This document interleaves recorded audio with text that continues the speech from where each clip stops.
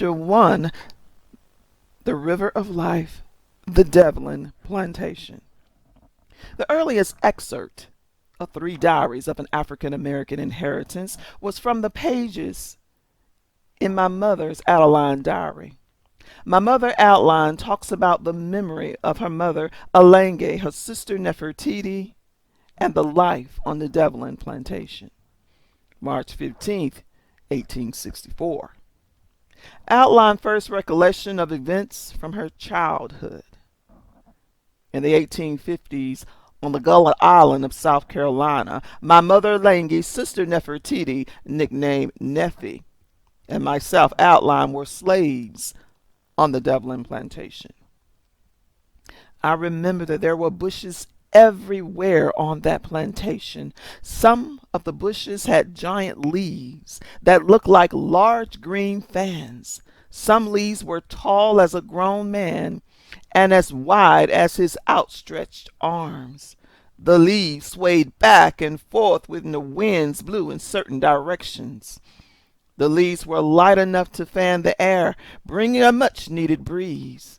But as you move the leaves out of the way to get to your destination, they were also strong enough to snap back and slap you in the face with the power of a full-grown hand, leaving scratches and webs on the faces of the slaves. The grass was as tall as my waist, and sometimes for just a few minutes, Mama would lose us in the thickets of the bush. My mama and all the slaves walked barefoot through the rice fields.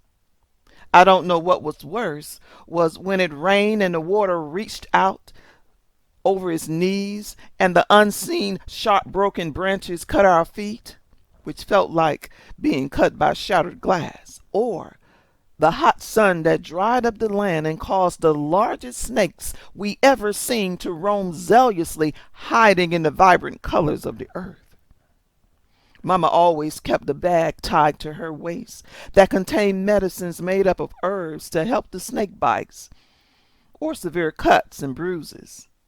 Mama learned how to make these remedies from her tribe in Nigeria, from her grandmother and her mother.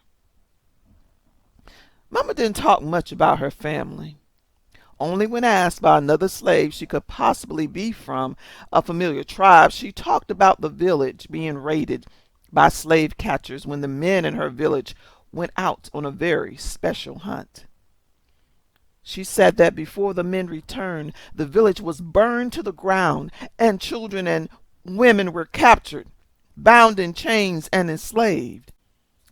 She also tearfully mentioned that the mother and baby sister didn't survive the horrific journey to America, and therefore was thrown off the slave ship overboard before even reaching the American shore. They were tossed unmercifully into the waters like rotten cargo. But they were not cargo, she said. My sister, my mother, they were my family, my life.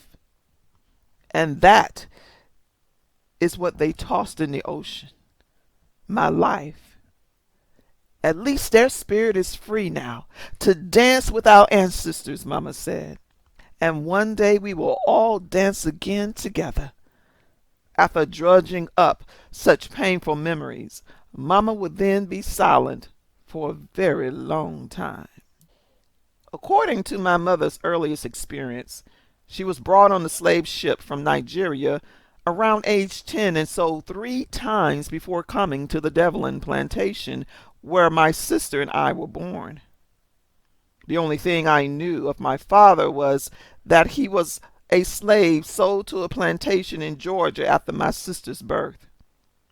Our mother was a tall, slender woman. Her skin was silky black, and she had keen features like a European with a long neck like a swan. Mama's hair was short, sandy brown, bonded, and her deep dimples in her cheeks only showed in her smile when she looked at Neffy and me. Her black eyelashes and brows were like picture frames, perfectly highlighted, and they highlighted her light auburn eyes that dazzled in the sunlight. My sister Nefertiti, who we call Neffy, looked just like my mama. Before Neffy was born, Mama was told a story about Queen Nefertiti, a beautiful, ruthless queen of the Nile that fearlessly ruled her kingdom. Nefertiti was one of the most powerful, wealthiest women in the world, and the men were captivated by her beauty. And they not only lost their lives, but they lost their kingdoms by her hand. I think deep down after Mama being subjected to slavery, powerless, punished for her beauty, and dehumanized, wanted to be Queen Nefertiti. And that is why Nefi was named for her. Although recorded in the slave books, I am May, Nefi is Sue, and Mama is Peg.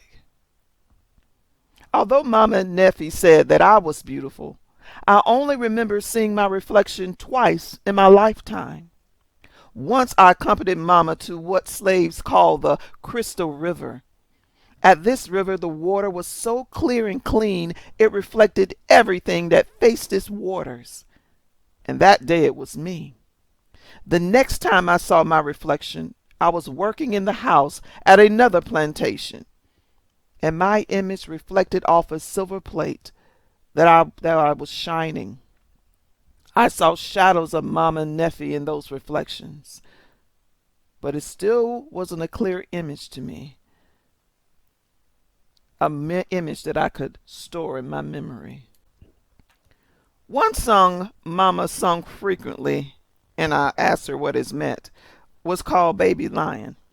Mama said the song Baby Lion was about a lioness that loved her cubs, and even after her cubs became lioness themselves, she could not let them go in her heart. This lioness protected her cubs with every scene of danger in the wild, such as crocodiles and hyenas, poison berries, slithering beasts, and even other lions. The lioness cubs grew healthy and strong and went in search for their own pride. Although the cubs were successful, God knew the heart of the mother lioness, which was to always be a protector of her children. Therefore God honored the lioness' heart and still watches over the lioness cubs today. One way the Devlin plantation owners embedded fear in my mother was threatening her to be sold from us if she didn't obey. Yet our mother didn't leave until I was 8. Nefertiti was 11. And it wasn't by force or choice, but by the swamps of the Gullah Island.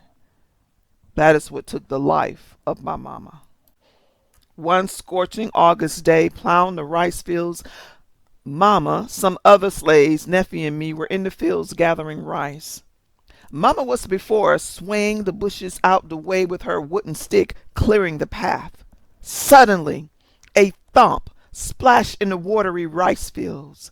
A red and black slithering monstrous creature, longer than my tiny body and thicker than an elephant's trunk, was coming towards me. As it raised its head up to strike, Mama hit the stick. It only made the snake more furious, and it swam around her fiercely.